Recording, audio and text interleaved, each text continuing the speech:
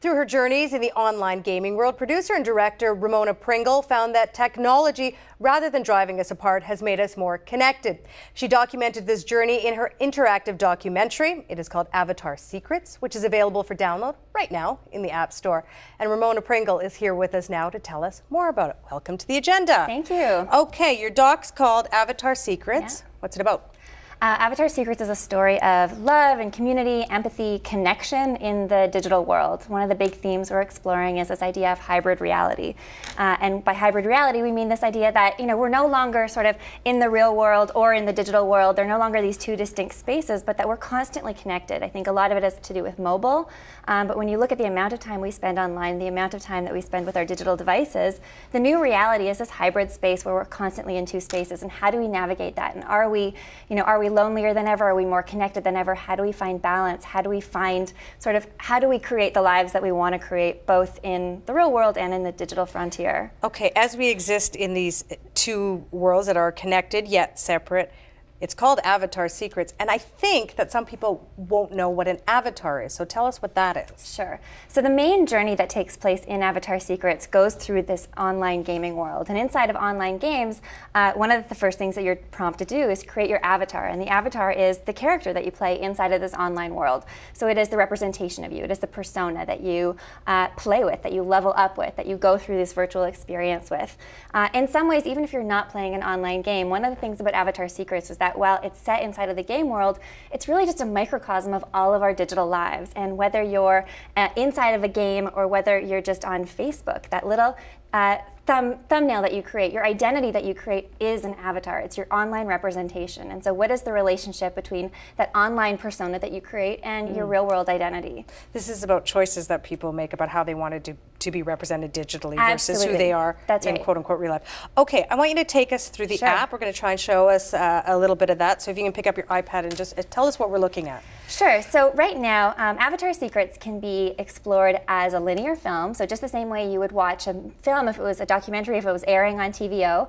But it's also interactive, which means that there's layers of content. You can navigate it. You have greater choices when you do navigate. So right now I'm opening up. There's 10 chapters. I'm going to launch into a scene inside of chapter 3 and start to play. And as it plays, there's different interactive options that come up. There's hotspots that come up that in some ways they're like rich media footnotes. So for instance, coming up here, this is when I had been playing for a few levels. I had early confidence, but I really had no idea what I'm doing. I have worked for big broadcasters as a producer. I was teaching at NYU, and here I was in this video game at level 3 and just was totally lost and felt like in the real world, I wouldn't be so flustered, but in this digital terrain, I just had no idea what to do next. And I think that's where that idea of the Avatar Secrets came from, because we're pushed to be independent and self-sufficient in our real lives, and yet, a game like this tells you that there are no extra bonus points for going at it alone, pushes you to reach out, to ask for help, these things that are very difficult often in our real lives, but that you kind of get a sense of, maybe this is why we're so drawn to the digital world, is that it's giving us something that we're missing in real life, that it's pushing us to collaborate, to connect, to work together, as opposed to every man for himself and independent and self-sufficient. So at this level, so you see here on screen it says noob. So we see there's a text definition, which is one of the interactive features. What does noob mean? So noob is sort of online colloquial for someone who's a new player. Newbie. A newbie, yeah. Okay. But in addition to it being colloquial, one of the things that we wanted to explore is what it means, what it means in the greater ethical context, that it's xenophobic slang. It's used to talk about the outsider, the person who's not part of that community, which of course, if you're looking at something like Gamergate that's going on, this is a big issue. One of the things that you see in the gaming world is, the stat came out, it was in the New York Times today, that 48% of people playing games are female, and yet women have a hard time online still because we're thought of as other, or anyone who's thought of as other who's not of that world. And so while we're going through this one storyline, we're also exploring these various timely social current issues.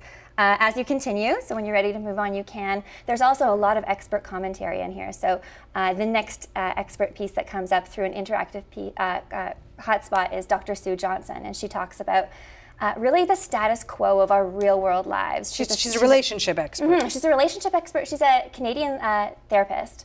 and psychologist, and she's tremendous, but she talks about the tsunami of loneliness that we have in the real world, and just that we've been pushed again to be so independent and so self-sufficient. But what we know inherently is that we are better together, and that we want to find these empathic communities, that we want to connect. So here's a sample of her speaking here. Okay. So as you go through the doc, you can go through linearly, you can explore all the interactive options that are here, but you can also scroll through, you can choose your chapter almost the way if you're going through an e-magazine or an e-book, that we've learned this language of how we interact with these digital, whether it's a tablet, any kind of touch screen. You can choose experts, so let's say you like what Sue Johnson had to say, or Vint Cerf, who's one of the fathers of the internet. There's many fantastic experts that are featured in the doc. You can go and see more of what they have to say. So for instance, Vint Cerf, if you want to select him, you can see the various clips that we've got of Vint Cerf that are there. So there's multiple ways of navigating.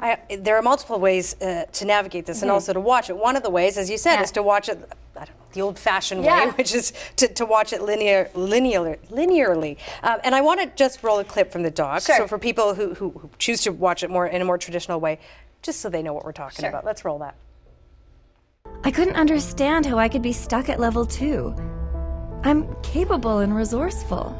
In my real life, I wouldn't be so flustered, but this was new terrain. Here, I was a noob.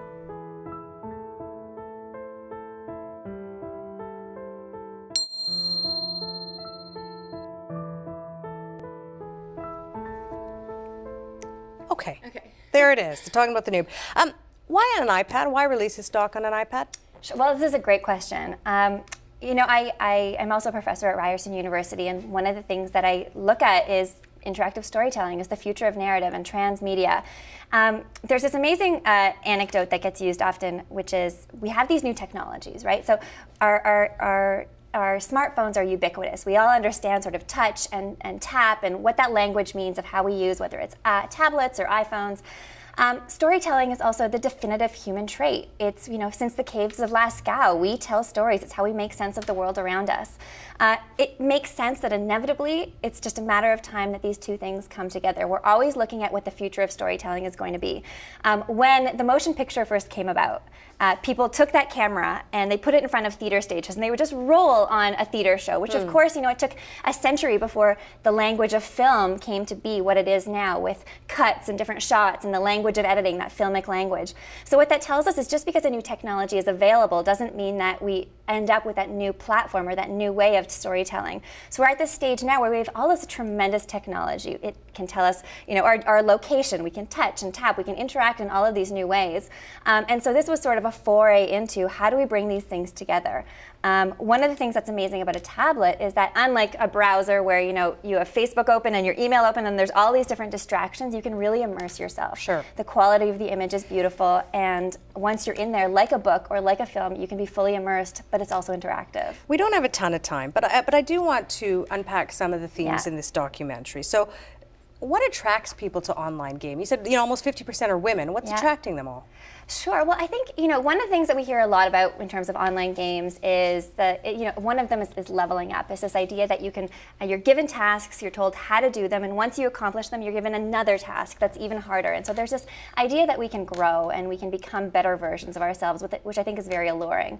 Another piece of this, which is really one of the things that we're exploring in Avatar Secrets, is community, is the idea of a healer and a hunter working together, and that there are no, you know, there's no extra bonus points for going at it alone.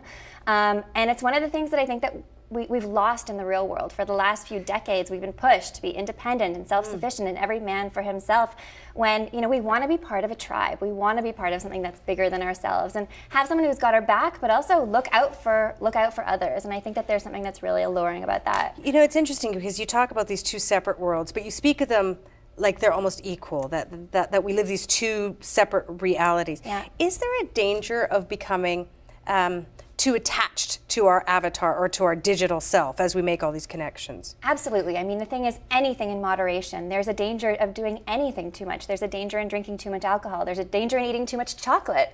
There's a danger in looking, there's sort of danger in anything that you do too much of. There's a danger. I almost think that where there becomes what we really need to be conscious of right now is when we make too much of a distinction, when we look at these things as being separate. So if you look at online harassment or cyberbullying, when we think of that as something that only exists online, as opposed to it being a real phenomena, just because it's happening on a screen doesn't mean it's not happening to real people, impacting their real emotions. The experiences that we have online are real. And I think we make too big of a distinction. It's something that we heard over and over and over in these interviews and when we did Avatar Secrets, that we make too big of a distinction that just because something is happening online or on a screen means that it's not real. The experiences are real and they can be harmful, but they can also be potentially profoundly positive. That's one of the main lessons that comes out of this documentary. What other lessons can you draw from the game that you can apply to the real world? Sure. Well, so I think the big one is this hybrid reality, is this idea that the real world and the online world are connected. Another one is reaching out, is asking for help, is that we want to be part of something that's bigger than ourselves. And that's one of the big allures. Look at the terms even, social media, connective technologies, network technologies. We want to be connected. There's research that shows us that, with the rise of the internet, we had the possibility to live everywhere. So, you would think that we would all move out to the country and live by a babbling brook in a beautiful farmstead. And yet what happened is that people actually moved into cities. We want to be together. There's other lessons about watching your own back, in chapter 7, you're part of a team, and of course, you want to be there and be watching out for everyone else, but if you're not watching out for yourself, you're sort of no good for anyone else either. And so really what we were looking at through Avatar Secrets were these lessons that you could get from the digital world that were then applied back to the real world. But I think in general, that bigger idea is just so often, and the media tells us this too, so often we see people behind screens and we think, oh my gosh, they're isolated. It's someone sitting solitarily behind a screen. And yet, when you look at a broader picture, this trend of loneliness, of isolation has been growing for longer than the technology has existed. And one of the reasons we latch onto this technology so quickly when we do is because it gives us the opportunity to connect. And too much of it, of course, is dangerous, like anything. Nice work. Thank really you. Interesting. Thank you for coming in. I want to remind our audience that you can download Avatar Secrets in the App Store right now. Support Ontario's public television. Donate at tvo.org.